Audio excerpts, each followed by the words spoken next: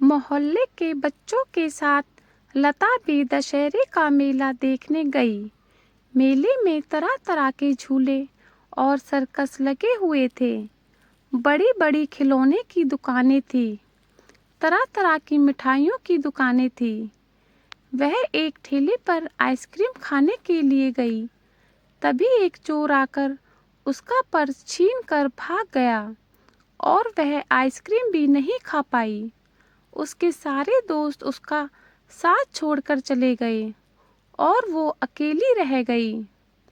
उसकी सारी सहेली चाट समोसे खा रही थी। कुछ सहेली झूले का आनंद ले रही थी। लता सबको अपनी भरी आंखों से देख रही थी। लता धनी परिवार की थी।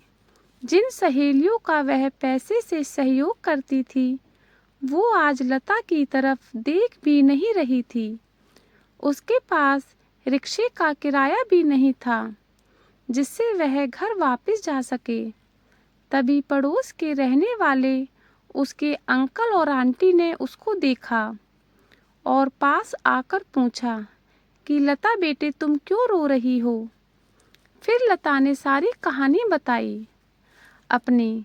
फिर अंकल और आंटी ने लता के आंसू पोंछे और लता को मेला दिखाया, झूले पर बिठाया, चाट और आइसक्रीम भी खिलाई और उसको खिलौने खरीद कर दिए और अपने साथ रिक्शे पर बिठाकर उसको घर पर छोड़ दिया। लता घर पहुंचकर खुश होने की जगह और दुखी हो गई। दरअसल उसके दुखी होने का कारण यह था कि जिन अंकल और आंटी का वह और उसके दोस्त निसंतान होने का मजाक बनाते थे, आज वह उसकी मुसीबत में काम आ गए।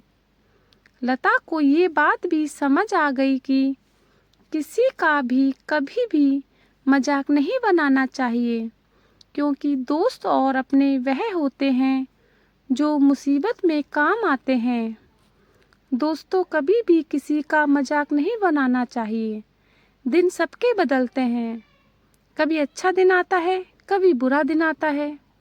कहानी का सार यह है दोस्तों कि कभी भी किसी की लाचारी का कभी मजाक मत बनाना। थैंक यू दोस्तों। अगर आपको स्टोरी अच्छी लगे तो लाइक करें, कमेंट करें और शेयर करें। थैंक यू दोस्तों।